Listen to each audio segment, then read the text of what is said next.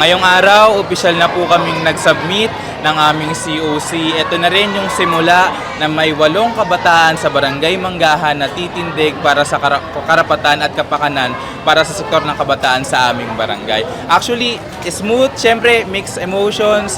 Most of us ay first time pumasok sa COMELEC para mag-file ng COC, pero hindi naging hindrance yun. Ang tinitignan lang namin, sabi nga namin, gagawin namin to hindi para sa amin, kundi para sa kabataan ng Barangay Manggahan. So ako po pala si Charles Toralba, aspiring SK chairman, at nandito po yung mga aspiring SK kagawad natin. Nandito po si Irish Sanyatan, ayan, si Ikay Faderogao, JC Crisostomo, Angel Fortesa, Archie Bangoy, Dominic Molleno, and Mosh Lidi. Una-una, syempre gusto namin magkaroon ng good governance. Saluan natin. Kaya nga po Kabataang Giting ng Manggahan, naniniwala kami sa liderato ng ating mayor, sa pagpaplano at sa prinsipyo niya. So gusto natin umikot yung pamamahala, paggogobyerno ng SK sa good governance. Kasama natin si Consicap Kin Cruz. So kami, lagi ko nga sinasabi, lagi rin namin sinasabi, hindi naman po kaming magkakakilala talaga.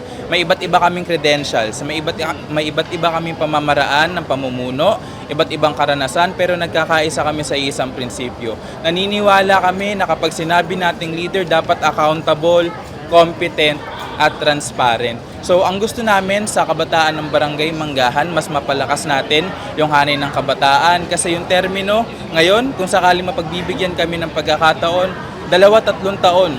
Hindi natin para ipagpalit yung 2-3 taon sa mga susunod na henerasyon ng ating barangay. So yung 2-3 taon na yon, sisiguraduhin natin, mas palalakasin natin yung dapat palakasin, ibibigay natin yung mga programang epektibo, sufficient, at saka yung timely.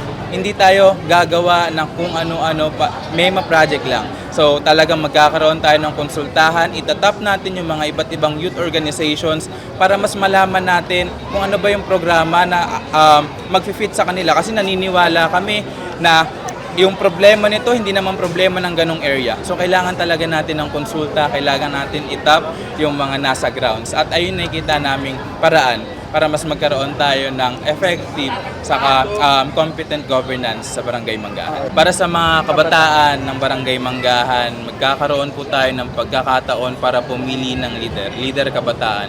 Magkakaroon po tayo ng kapangyarihan para magluklok ulit ng mga panibagong leader kabataan. Mas maging mapanuri po tayo. Tumingin tayo sa background, tumingin tayo sa nagawa, tumingin tayo sa credentials, tumingin tayo sa karanasan. Doon po tayo yung sa umaapoy yung puso sa paglilingkod, at wag po tayo roon sa napilitan lang. Doon po tayo sa nagkakaisa sa mabuting prinsipyo at hindi yung dumidikit kung saan-saan lang.